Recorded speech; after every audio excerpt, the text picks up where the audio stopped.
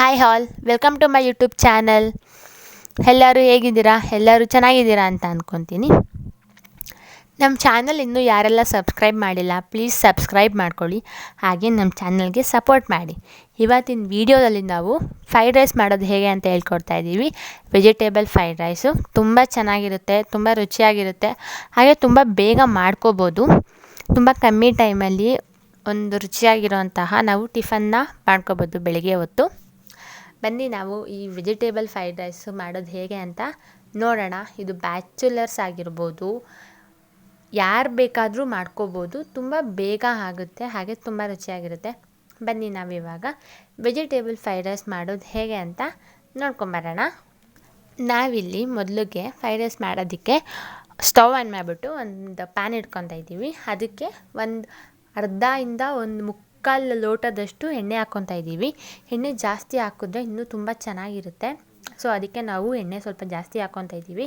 ಎಣ್ಣೆ ಹಾಕ್ಕೊಂಡು ಅದಕ್ಕೆ ಶುಂಠಿ, ಬೆಳ್ಳುಳ್ಳಿ ಹಾಗೆ ಹಸಿಮೆಣ್ಸಿನ್ಕಾಯಿ ಹಾಕ್ಕೊತಾ ಇದ್ದೀವಿ. ಶುಂಠಿನ ಚಿಕ್ಕ ಚಿಕ್ಕದಾಗಿ ಕಟ್ ಮಾಡಿದ್ದೀವಿ, ಹಾಗೆ ಬೆಳ್ಳುಳ್ಳಿನೂ ಅಷ್ಟೇ ಚಿಕ್ಕ ಚಿಕ್ಕದಾಗಿ ಕಟ್ ಮಾಡಿದ್ದೀವಿ. ಒಂದು 3-4 ಹಸಿಮೆಣ್ಸಿನ್ಕಾಯಿನ ಉದ್ದಕ್ಕೆ ಹಚ್ಕೊಂಡು ಹಾಕ್ಕೊತಾ ಇದ್ದೀವಿ. ಈ ರೀತಿ 3 ಕಟ್ ಮಾಡಿಕೊಂಡು ಎಣ್ಣೆಲಿ ಫ್ರೈ ಮಾಡ್ಕೋಬೇಕು. ಈ ರೀತಿ ಒಂದು ನಿಮಿಷ ಫ್ರೈ ಮಾಡಿದಾದಮೇಲೆ ಚಿಕ್ಕ ಚಿಕ್ಕದಾಗಿ ಕಟ್ ಮಾಡಿ ತೊಳೆದು ಇಟ್ಕೊಂಡಂತಹ ಹುಳ್ಳಿಕಾಯಿನ ಹಾಕ್ಕೊತಾ ಇದ್ದೀವಿ. ಹುಳ್ಳಿಕಾಯಿ ಒಂದು 1/4 kg ಹಾಕ್ಕೊತಾ ಇದ್ದೀವಿ. ನೀವು ಜಾಸ್ತಿ ಮಾಡೋದಾದರೆ ಜಾಸ್ತಿ ಹಾಕ್ಕೊಳ್ಳಿ, ಕಮ್ಮಿ ಮಾಡೋದಾದರೆ ಕಮ್ಮಿ ಹಾಕ್ಕೊಳ್ಳಿ. ನಾವಿಲ್ಲಿ ಜಾಸ್ತಿ ಮಾಡ್ತಾ ಇರೋದನ್ನು ಸ್ವಲ್ಪ ಜಾಸ್ತಿ ಹಾಕ್ಕೊತಾ ಇದ್ದೀವಿ. ಇವಾಗ ಅದ್ರ ಜೊತೆಗೆ ಕ್ಯಾರೆಟ್ನೂ ಅಷ್ಟೇ ತುಂಬ ಚಿಕ್ಕ ಚಿಕ್ಕದಾಗಿ ಕಟ್ ಮಾಡಿಬಿಟ್ಟು ವಾಶ್ ಮಾಡಿ ಇಟ್ಕೊಂಡಿದ್ದೀವಿ. ಅದನ್ನು ನಾವು ಹುಳ್ಳಿಕಾಯಿ ಜೊತೆಗೆ ಹಾಕ್ಕೊಳ್ತಾ ಇದ್ದೀವಿ. ಅದ್ರ ಜೊತೆಗೆ ಒಂದು ಬಟ್ಲು ಹಸಿ ಬಟಾಣಿ ಹಾಕ್ಕೊತಾ ಇದ್ದೀವಿ.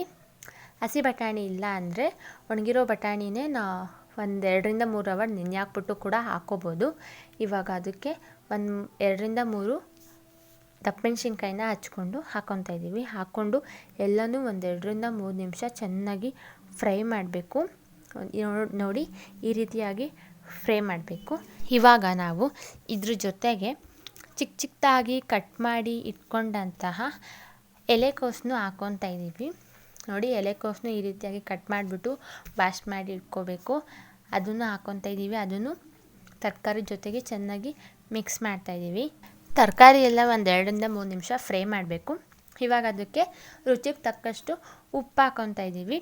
ಉಪ್ಪು ಹಾಕೋದ್ರಿಂದ ತರಕಾರಿ ಇನ್ನೂ ತುಂಬ ಚೆನ್ನಾಗಿ ಬೇಯುತ್ತೆ ಅಂತ ಹಾಕ್ಕೊತಾ ಇದ್ದೀವಿ ಉಪ್ಪು ಫಸ್ಟೇ.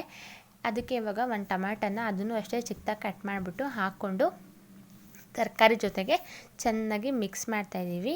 ಈ ರೀತಿಯಾಗಿ ಮಿಕ್ಸ್ ಮಾಡಿಬಿಟ್ಟು ಅದನ್ನು ಒಂದು 5-10 ನಿಮಿಷ ಬೇಯೋದಕ್ಕೆ ಇಡಬೇಕು. ನಾವು ಅಷ್ಟೇ ಇವಾಗ ಅದಕ್ಕೆ ಲಿಡ್ನ ಕ್ಲೋಸ್ ಮಾಡಿಬಿಟ್ಟು ಒಂದು 5-10 ನಿಮಿಷ ಬೇಯೋಕೆ ಇಡ್ತಾಯಿದ್ದೀವಿ. ನೋಡಿ ಇವಾಗ 10 ನಿಮಿಷ ಆಗಿದೆ. ಇವಾಗ ಓಪನ್ ಮಾಡಿ ನೋಡ್ತಾ ಇದ್ದೀವಿ. ತರಕಾರಿ ಬೆಂದಿದೆ, ಅಂದರೆ ಒಂದು ಅರ್ಧ ಭಾಗ ತರಕಾರಿ ಎಲ್ಲ ಚೆನ್ನಾಗಿ ಬೆಂದಿದೆ. ಅದಕ್ಕೆ ನಾವಿವಾಗ ಒಂದು ನಿಂಬೆಹಣ್ಣನ್ನ ಹಿಂಡ್ಕೊತಾ ಇದ್ದೀವಿ. ನಿಂಬೆಹಣ್ಣು ಹುಳಿ ಹಾಕ್ಕೊತಾ ಇದ್ದೀವಿ. ನಿಂಬೆಹಣ್ಣು ಹುಳಿನೂ ಅಷ್ಟೇ ಹಾಕಿದ್ರೆ ಹಾಕ್ಬೋದು, ಇಲ್ಲ ಅಂದರೆ ಏನಾಗದೆ ಆಪ್ಷನಲ್ಲಾಗಿ ಯೂಸ್ ಮಾಡ್ಕೊಳ್ಳಿ ನಿಂಬೆಹಣ್ಣು ಹುಳಿನ. ನಿಂಬೆಹಣ್ಣು ಹುಳಿನ ಹಿಂಡಾದ್ಮೇಲೆ ಚೆನ್ನಾಗಿ ಮಿಕ್ಸ್ ಮಾಡಬೇಕು. ನೋಡಿ ಈ ರೀತಿಯಾಗಿ ಮಿಕ್ಸ್ ಮಾಡಿದಾದಮೇಲೆ ನಾವಿಲ್ಲಿ ಇದಕ್ಕೆ ಫ್ರೈಡ್ ರೈಸ್ ಪೌಡರ್ ಬರುತ್ತೆ, ಫ್ರೈಡ್ ರೈಸ್ ಪೌಡರ್ನ ಹಾಕ್ಕೊತಾ ಇದ್ದೀವಿ.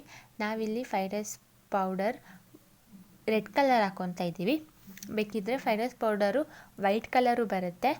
ನಿಮಗೆ ವೈಟ್ ಕಲರ್ ಬೇಕಂದರೆ ವೈಟ್ ಕಲರ್ ಹಾಕ್ಕೋಬೋದು, ರೆಡ್ ಕಲರ್ ಬೇಕಂದರೆ ರೆಡ್ ಕಲರ್ ಹಾಕ್ಕೋಬೋದು. ನಾವಿಲ್ಲಿ ರೆಡ್ ಕಲರ್ನ ಯೂಸ್ ಮಾಡ್ತಾಯಿದ್ದೀವಿ.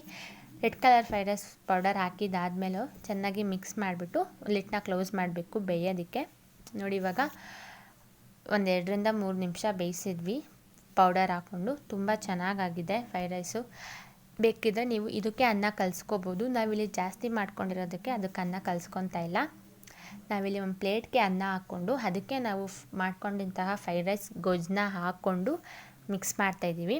ತುಂಬ ಟೇಸ್ಟಿಯಾಗಿ ಬಂದಿದೆ ಫ್ರೈಡ್ ರೈಸು. ನೀವು ನಿಮ್ಮ ಮನೇಲಿ ಟ್ರೈ ಮಾಡಿ, ಮನೇಲಿರೋರಿಗೆ ಮಾಡಿಕೊಡಿ, ತುಂಬ ಇಷ್ಟಪಟ್ಟು ತಿಂತಾರೆ. ಹಾಗೆ ಬ್ಯಾಚುಲರ್ಸು ಅಷ್ಟೇ ತುಂಬ ಕಮ್ಮಿ ಟೈಮಲ್ಲಿ ಬೇಗ ಮಾಡ್ಕೋಬೋದು.